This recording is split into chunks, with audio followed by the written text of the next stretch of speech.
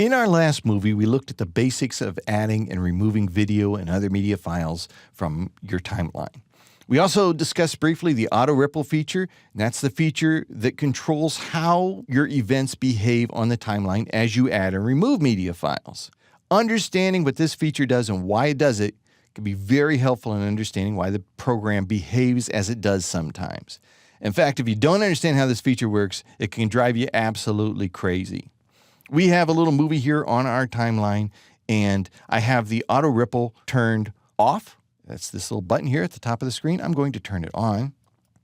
And I'm going to add a clip now to my timeline at this particular point right here amidst these clips. And you notice with auto ripple turned on, when I add a new event to the timeline, all of the other events that are past that start point move off to the right to accommodate it. In other words, auto ripple is letting me insert an event. In other words, things are rippling down the line. Like ripples in a pond, the movement of one affects all of the others here. Likewise, if I'm just going to Control Z to remove this, if I were to remove a clip from the middle of an event from the middle of my timeline, this one here, with auto ripple turned on, when I delete that, the gap closes shut. We'll Control Z that. What happens when we have auto ripple turned off? When we have auto ripple turned off, when I try to add a media clip to my timeline or to create an event on my timeline, notice that what happens is it just overlays, or actually underlays. It goes right behind the clips that are already there. Probably not what you want in most cases.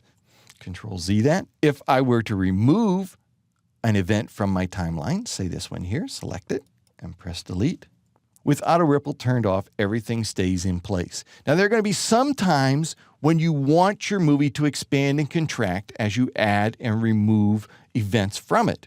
But there are other times where you're going to want everything to stay in its place. You don't want everything to get kind of pushed on down the line. So you're probably going to have to turn auto ripple on and off several times as you're working. So for instance, you can get sometimes some very strange behavior. Let's just go ahead and put that clip back in there. I do not have these clips over here on the right grouped. However, when I have auto ripple turned on and I try to move one of them, they all move as a group because their start points, their end points are all at the same place on the timeline. So they're all rippling together. I don't want that to happen. If I select one clip and delete it, it deletes several clips.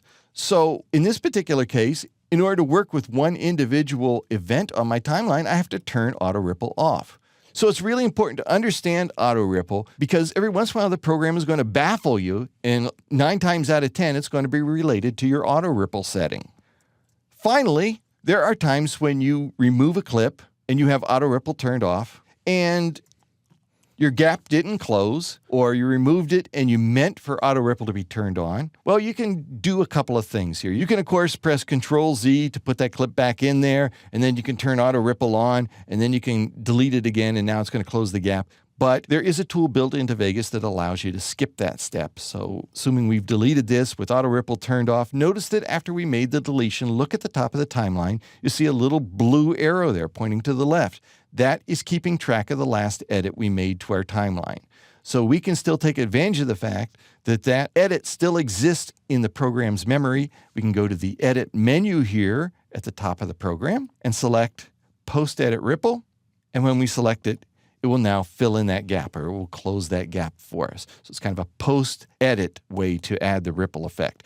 Rippling then has to do with the way the other events on your timeline behave whenever you add a new event in the midst of an existing assembly, move an event, or remove an event from the assembly. And sometimes you want those events to move, and sometimes you want them to stay right where they are. But whatever your specific needs are, the Auto Ripple tool has a setting that will accommodate your needs for those specific circumstances.